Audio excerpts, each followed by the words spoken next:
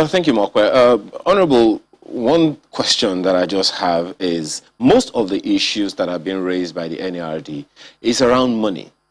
And quite a lot of it also, a quite significant number of those issues revolve around infrastructure funding. Salaries is about funding. And if you look at the budget, you know, to 2021 budget for health, for instance, is less than 5%. And many wonder, is there anything the National Assembly could have done about that? We know that sometimes the National Assembly could raise, you know, the funding of any particular sector if they feel it is inadequate based on their own oversight functions in the previous year. Is there anything the National Assembly could have done or could still do to maybe, if money is the issue, intervene? Well, the National Assembly is doing a lot and will continue to do a lot. Let me say, we have done it before.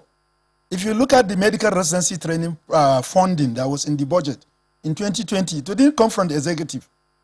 It was introduced into the budget so as to solve the problem by the National Assembly. And then when we came for the 2021 budget, that was not also included by the executive. So the National Assembly, if you look at the line 3 of the observation, item 3 of observation of the NARD communique that led to this strike, you find that they have appreciated Mr. Speaker for insisting that even in our supplementary budget, the residency funding and other allowances for healthcare workers in Nigeria be included in the supplementary budget. And that is when we have a collective stakeholders meeting headed by Mr. Speaker, and that is when now it was agreed and the finance made it through a service-wide board and included the salaries and arrears of the healthcare practitioners in the country. And where we have the issue is that, and I even explained that to the NARD, the supplementary budget that came, it came up with a proposal. And that proposal also came along with it a request for a loan to back or to back the budget. Now, the budget has been approved and assented to Mr. President. The loan has also been approved by National Assembly. So I told him that definitely, even if you are going to go into your own a local bank, it takes you time for you to.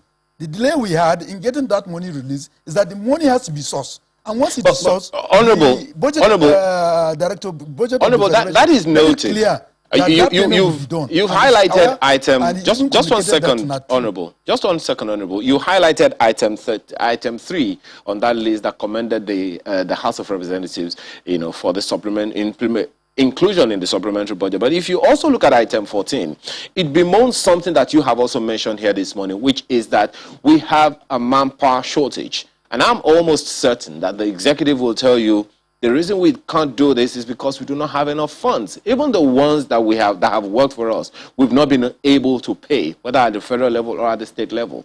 That's why I'm asking if there is anything the National Assembly could have done to help with enough funds to take care of both man and machines in the health sector. You see, the issue I told you, we have to be frank. The issue was that there is the problem in terms of communications and taking things serious, of which even the NARD is aware of that.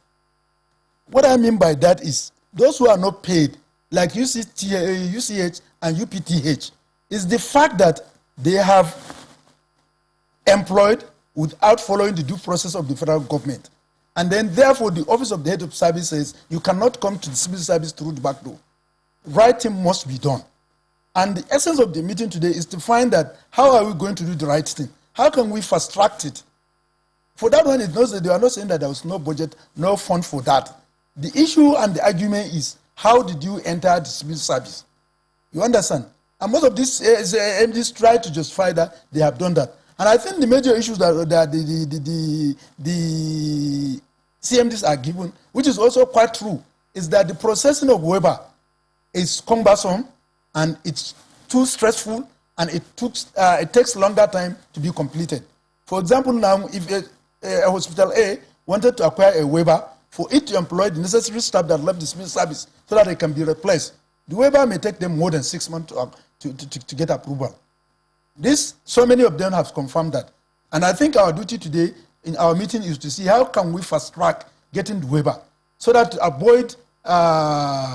avoid CMDs going ahead to recruit without following the due process. And for those who are appointed based on locum, those ones are doing it based on their resources through IGR, of which I think is also a stopgap to improve the services delivery in the country. But all these are not necessary when we realize that we are facing serious challenge.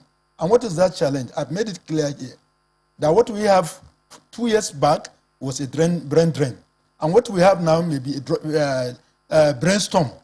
For the fact that there are a lot of vacancies world over now due to COVID that have done so much mutilation to healthcare services delivery world over.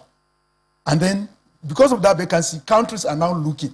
They are now going to countries with resilience healthcare structure in terms of human resources for health, of which Nigeria is identified to be one, that we can work under whatever circumstances we find ourselves. And therefore, they are coming. And they are coming with a decent. You see, for example, let's take Saudi Arabia, for example, where a lot of doctors have gone, and then UK. For Saudi Arabia, they have lessened their visa processing for doctors and other healthcare workers from Nigeria so that they can go there. And then they also give us a specialist. They allowed you to negotiate your own wages. And you see people negotiating a pay of almost 5,000 US dollars, 6,000 US dollars per month. You understand? And with little, and they're also giving them space to have free education for the spouses and 2 children. So you see, anybody that has this offer will move. So I think it is also time for us now to look back. What was the consequences of that? The consequences of that is a weakening healthcare delivery services in Nigeria, poor accessibility, and then multiple complications. Honorable.